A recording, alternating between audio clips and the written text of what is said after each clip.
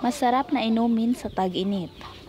Gamit nga lang ang Milo at Bear Brand Swak ay makakagawa ka na ng isang inuming makapagpapalamig at makakabit the heat ngayong summer. Ito ngang naisip natin na palamig ngayon ay pwede mong gawing negosyo at pagkakitaan dahil madali lang naman itong gawin at malaki pa ang kikitain. Ngayon ay buhos ang laman ng Milo at Bear Brand Swak sa isang tasa. Tapos ay lagyan ng mainit na tubig. Ayan nga at lumabo ng screen dahil sa mainit na tubig. Pero ang purpose nito ay tunawin ang Milo at Bear Brand Swak. Kaunting mainit na tubig nga lang ang kailangan dito dahil nga tutunawin lang ang Milo at Bear Brand Swak. At kapag tunaw na ay pwede mo nang lagyan ng asukal. Depende sa iyong panlasa.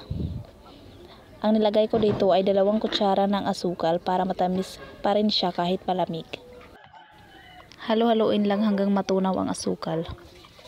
At siguraduhin walang buo-buo at ang pagkakamali ko lang dito ay hindi ko na nalagyan ng tubig. Pwede mong lagyan ng tubig para dumami pa ito. Ngayon ay ihanda na ang mga ice cubes. Ang gamit ko nga dito ay hindi cube dahil ang molder ko ay honeycomb ang shape. Pagkatapos ay ibuhos na ang tinunaw na Milo at Bear Brand Swak sa tasa. At dahil nga hindi ko nalagyan ng tubig ay ang nahalo natin ay pang 1 baso lang na palamig.